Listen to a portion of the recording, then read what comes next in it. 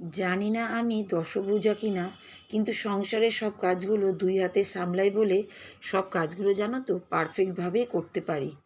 সকাল থেকেই দেখো শুরু করে দিয়েছি।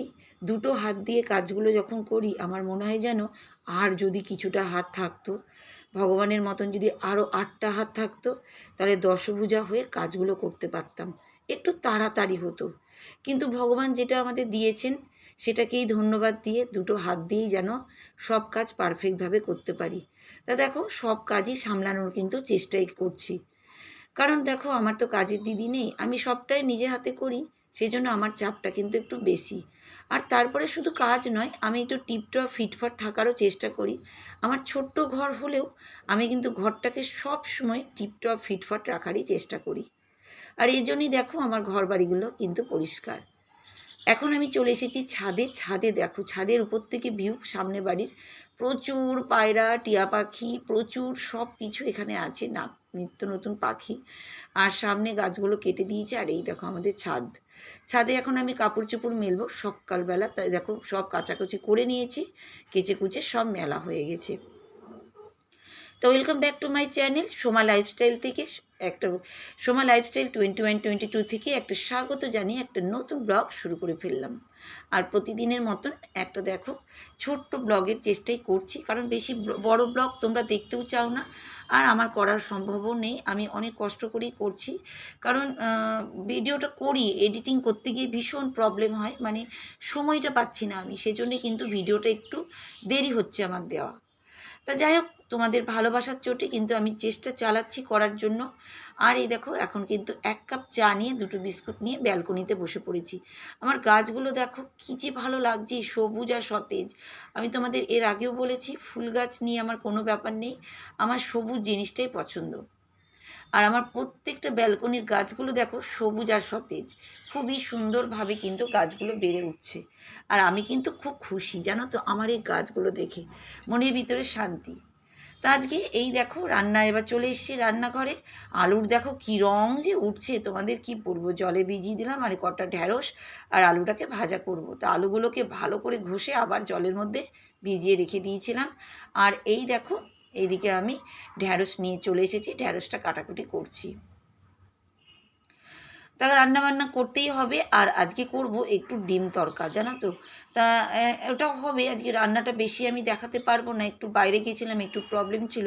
তাই এই দেখো তড়কাটা রাত্রেবেলা ডিম তড়কা, মানে কি এই তড়কাটা কিন্তু হচ্ছে গ্রিন মুগের, জানো তো। এটাতে কোনো তড়কা না, ঠান্ডা লেগে যাবে না, জানো তো। অনেকজনের ঠান্ডা লাগার জন্য তড়কা খেতে চায় না, যেমন আমি কিন্তু খেতাম না, কিন্তু এই যে তড়কা যেটা, এটা কিন্তু গ্রিন মুগ ডাল, খুবই টেস্টি আর ভিটামিন সবথেকে বড় কথা।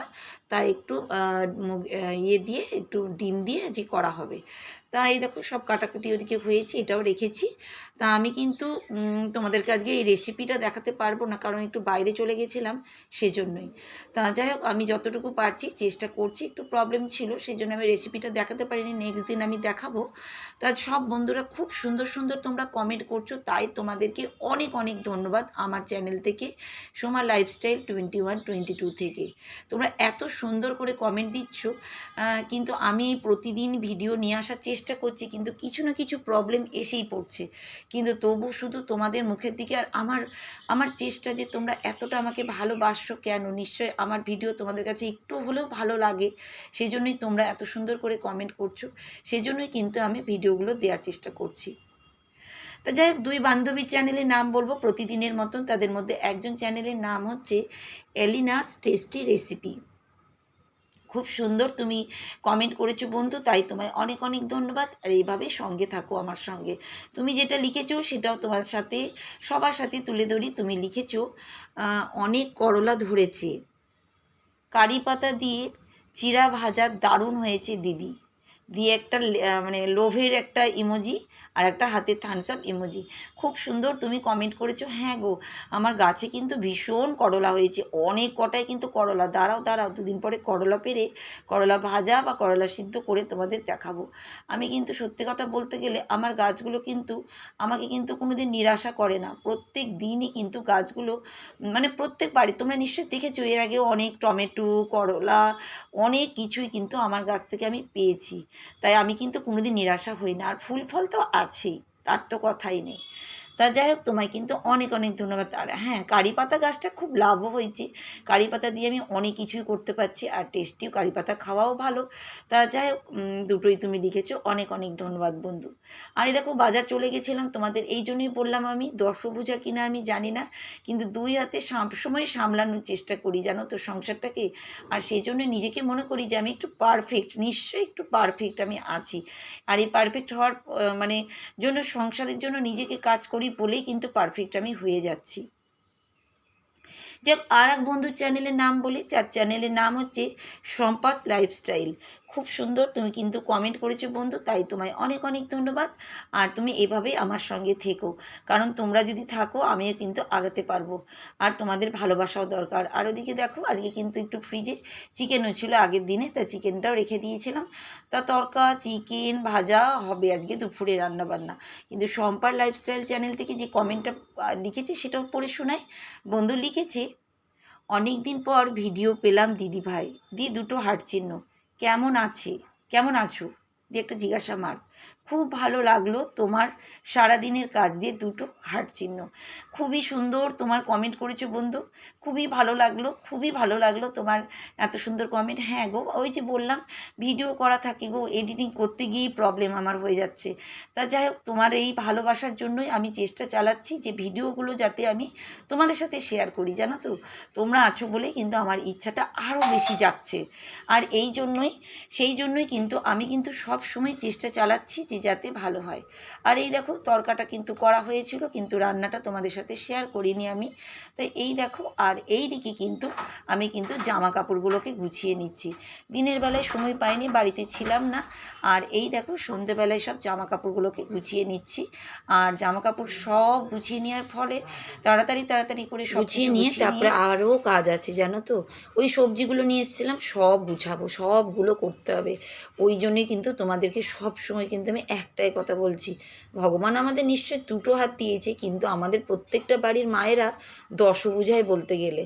কারণ দুর্গা মা যেমন দুটো হাত বলতে গেলে আমরা দেখতে পাই, কিন্তু ওনার যখন সেই শক্তিটা হয়েছিল কিন্তু তখন দশভুজাই ছিল। তা সেরকমই আমাদেরও তাই। দেখো, এত কাজ আমরা সামলাচ্ছি একা হাতে, কিন্তু প্রত্যেকটা বাড়িরই মায়েরা, আমি নয় ভিডিও করছি বলে তোমাদের সাথে শেয়ার করছি, কিন্তু প্রত্যেকটা মায়েদেরই কিন্তু সমান তালে কাজ। আর প্রত্যেকটা মাই কিন্তু পারফেক্ট, আমি কিন্তু বলবো এই কথাটা। কারণ প্রত্যেকটা মাই কিন্তু প্রত্যেকটা কাজকে শান্তি আর ভালোবেসে কিন্তু করছে কাজগুলোকে। এটাই হচ্ছে সবথেকে বড় জিনিস। আমরা প্রত্যেকটা মাকে কিন্তু সম্মান করা উচিত, মা বলে নয়, প্রত্যেকটা মেয়েকে। অনেক বাড়িতে বড় বড় মেয়েরাও হেল্প করে মাদেরকে, বা ছোট বাচ্চারাও হেল্প করে, তার জন্য আমরা সবাইকে সম্মান করা উচিত। আবার অনেক বাড়িতে ছেলেরাও কিন্তু করে, সেটা কিন্তু বলার নয়। তা আমার বাড়িতে তো আমিই করছি, সেজন্যই কিন্তু নিজেকেই বলে দিচ্ছি দশভুজা। জানি না আমি বলাটা ঠিক হচ্ছে কি না, তবুও বলছি। আর সবজি দেখেছো কত নিয়ে এসেছি। এবার সময় পাইনি দিনের বেলায় একটু ব্যস্ত ছিলাম, বাড়িতে ছিলাম না। তা যাই তাই করে রান্নাবান্না করে বেরিয়ে পড়েছিলাম জানো তো। তারপরে এগুলোকে আবার রাত্রেবেলা ভাবলাম করেই নিই, না করলে তো মুশকিল। কারণ এই কাজগুলো কে করবে, আবার পরের দিনে থাকবে, তখন আবার কি হবে। আর আমি কাজ ফেলে রাখতে একদম পছন্দ করি না।